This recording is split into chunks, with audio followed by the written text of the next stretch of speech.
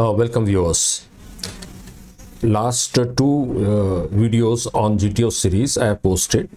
एक था group development के स्टेजेस के बारे में और दूसरा जैसा कि आपको पता होगा था प्रिंसिपल्स के बारे में, किन प्रिंसिपल्स के ऊपर GTO टास्क हैं वो बेस्ड हैं। ये दोनों चीज़ें मैंने आपको बताया था बेटर अंडरस्टैंडिंग के लिए। आज मैं सही टाइम है कि ये दोनों चीज़ें GTO टास्क के साथ कैसे इंटीग्रेट की गई हैं और क्यों इंटीग्रेट की हैं, उनका क्या इम्पोर्टेंस है, ये सारी जानकारी आपके साथ शेयर करने का, और विथ ओनली सोल एम कि अगर आपको उनकी जानकारी है तो आप GTO टेस्ट की तैयारी फिर सही तरीके से कर सकते हैं, सही डायरेक्शन में कर सकते हैं। ओके, तो with that um today I am going to start my this thing presentation.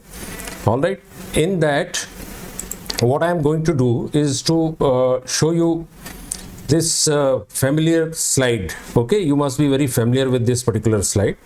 Okay, it talks about GTO, all the GTO tasks, 9 of them.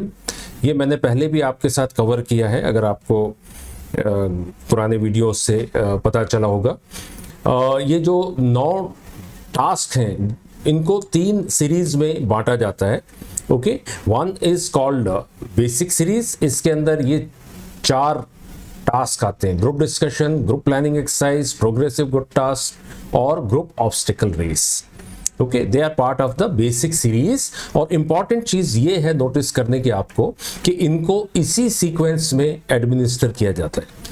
ऐसा नहीं है कि एक GTO ने ग्रुप डिस्कशन शुरू कर दिया तो दूसरा प्रोग्रेसिव ग्रुप टास्क के साथ शुरू करता है। No, it doesn't happen. और वो क्यों ऐसा होता है ये आपको बेहतर जानकारी हासिल होती जाएगी जैसे हम आगे बढ़ते हैं। Okay, so please remember they are administered in a particular sequence.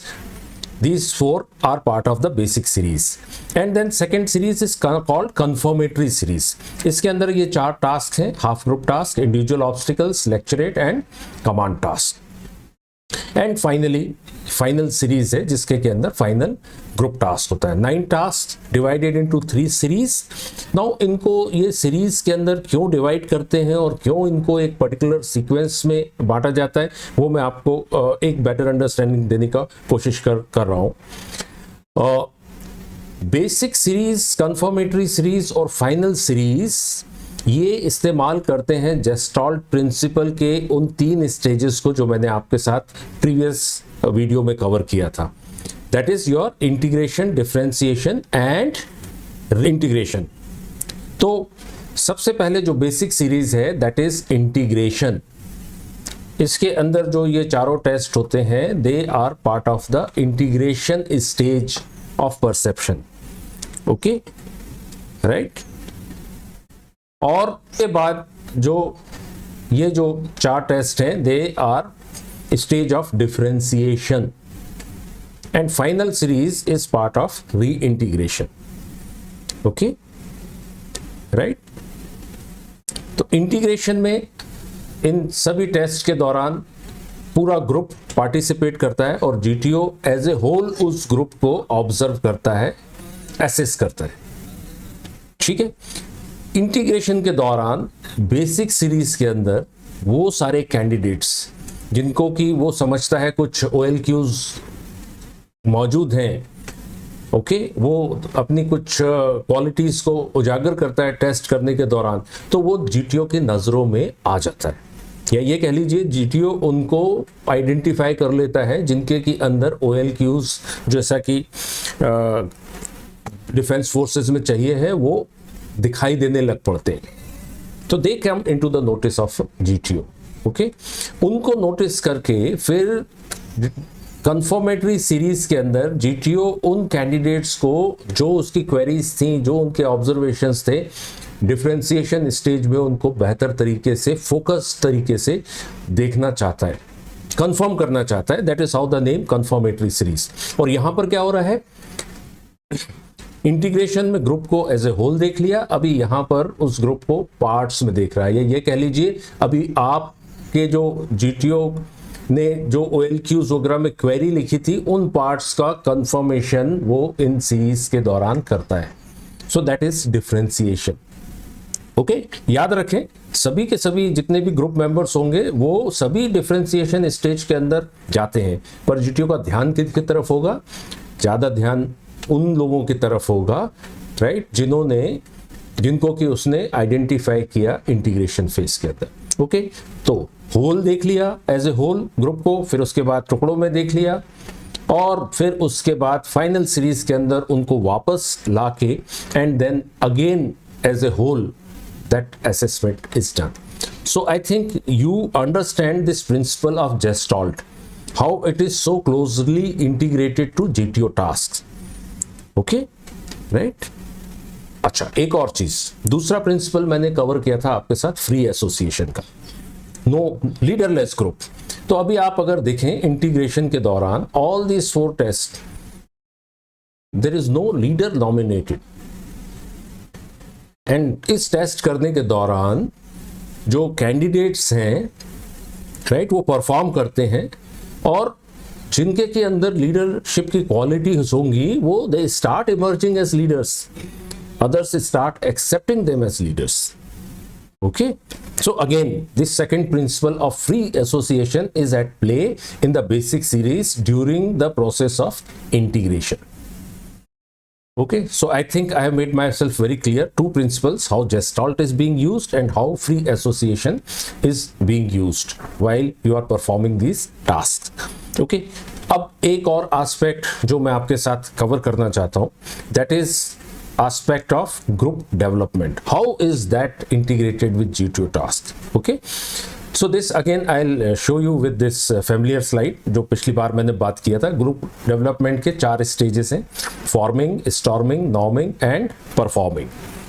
Okay, right, तो अभी ये जीटीओ टेस्ट के दौरान कैसे अपना रोल प्ले करते हैं या इनका क्या इंपॉर्टेंस है वो समझ आपको पैदा करनी चाहिए। तो जब आप जीटीओ करेक्शन एसएसबी में पहले पहुंचते ही हैं से रेलवे स्टेशन के अंदर, तो this state of forming comes into play, right. आप लोग जानना चाहते हो कहाँ से आया है, किस जगह का है, क्या करता है, blah blah blah blah, okay, wanting to know each other. So this we until such time you reach say SSB और आपको chest allotment वगैरह हो रहा है, that is all process stage of forming, which in SSB we call it orientation, initial orientation. Okay, then you start taking part in the SSB process per se. तो first test क्या होते हैं SSB के? Group discussion and GPE. Now these, while you are undergoing these tests, right, you are passing through the stage of storming of group development.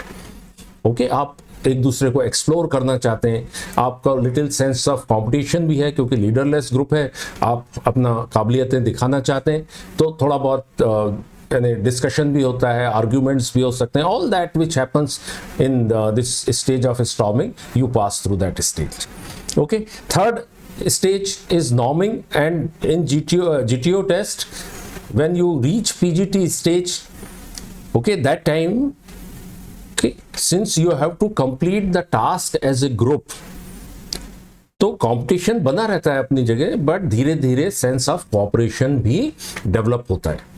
Okay, that is कुछ norms बनने लगते हैं, कुछ आप रूल्स फॉलो करने लगते हो। क्यों? क्योंकि ग्रुप जब तक एक ऑब्स्टिकल नहीं कर सकता, वो दूसरे ऑब्स्टिकल को अटेम्प्ट करना भी नहीं शुरू कर सकता है। Okay, so that sense of cooperation starts taking place and you are passing through that stage of norming. And finally GOR, okay, basic series के अंदर जब आप ग्रुप ऑब्स्टिकल रेस में आते हैं, aspect of planning has been taken out from it. Okay, there is no planning involve, there is a group, आपको एक रोप दिया जाता है, वो ऑब्स्टिकल्स क्रॉस करते हुए फिनिश पॉइंट पे जो ग्रुप पहले पहुंचेगा वो विनर हो जाता है। तो यहां पर आपका कंपटीशन अपने ग्रुप के साथ नहीं है, प्लीज अंडरस्टैंड, आपका कंपटीशन दूसरे ग्रुप के साथ है। ओके, और जो जीटीओ आपके ग्रुप के साथ है उसको दूसरे ग्रुप से कोई लेना देना है नहीं। His task is to assess the group members of his group. Okay, तो इस GOR टेस्ट के अंदर aspect of discipline and cooperation starts happening. Okay, some aspects of discipline and cooperation, because अगर एक मेंबर भी पीछे छूट गया तो आपका टास्क कंप्लीट नहीं हो पाएगा, तो that aspect of cooperation kicks in. तो अभी आई एम वेरी श्योर कि जो अभी तक हमने कवर किया है, क्या क्या चीज़ें कवर की है। ग्रुप डेवलपमेंट स्टेजेस, दूसरा प्रिंसिपल्स क्या हैं, फिर ये ग्रुप डेवलपमेंट और प्रिंसिपल कैसे जीटीओ टास्क के साथ इंटीग्रेट किए गए हैं और उनका इंपॉर्टेंस क्या है। आई एम श्योर अभी आपके को थोड़ा सा क्लैरिटी मिल गया होगा। ये सब चीज़ें कई लोगों का ऐसा विचार हो सकता है कि इन सब चीज़ों को कैंडिडेट्स को क्यों जानकारी होना चाहिए, और मैं इस चीज़ से सहमत भी हूँ।